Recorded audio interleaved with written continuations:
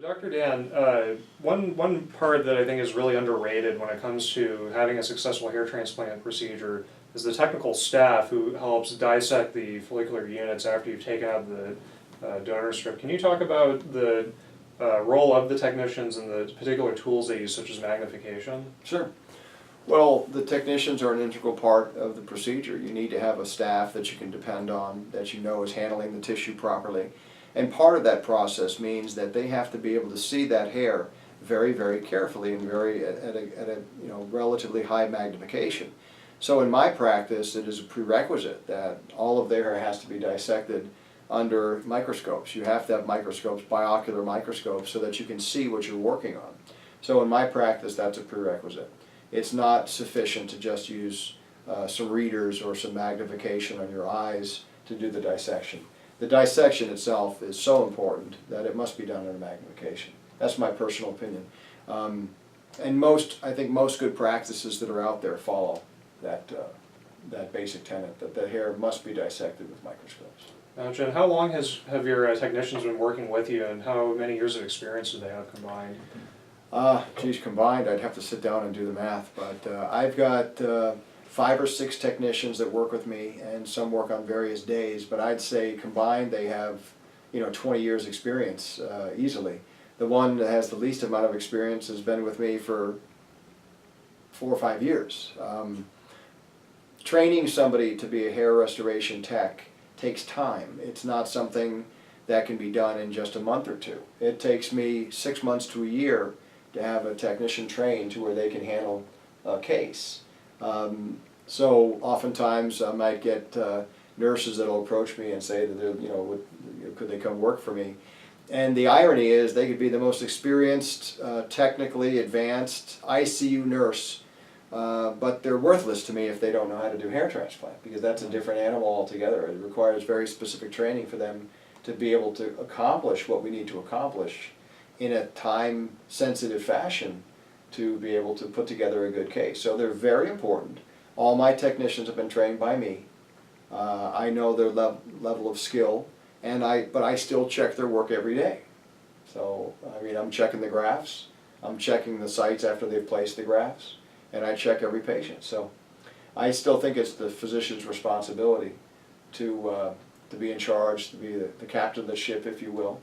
The technicians have their role, and it's very important. We're dealing with a team effort here to put together a good hair transplant case. But I'll give you an analogy that I think would speak for itself when it comes to the role of the surgeon and the role of the technicians. The technicians, obviously, in this type of work have a very specific role that they play. But the surgeon has a very specific role that he or she plays as well. I would liken it to a plastic surgeon who does breast augmentation. Let's just take that as an example. And if you went in to have your breast augmentation done, and the surgeon chose the size of implant and did all the markings and set everything up, and everything was ready to go, and everything was all ready to rock, and they had the right size implant, all the measurements have been drawn, all the lines have been drawn, and then the surgeon steps up, walks out of the room, and says, "Okay, staff, go ahead, finish the surgery."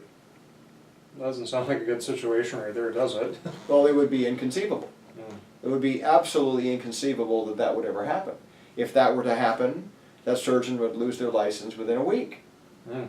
However, there are instances in hair restoration where you have just that happening, where surgeons will basically delegate, if you will, the work to the technicians, not only harvesting the tissue with FUE, but making recipient sites. And we at the, in the board, as a matter of I think, just basic medical safety, we are completely against that. The ISHRS is completely against the idea that a technician would do the surgical component of a case. But if you think about the opposite example that I just made, I mean, that would just be inconceivable. But in some practices around the country, there are surgeons that do just that. They walk in, they draw a hairline, they walk out, and the technician does the entire case.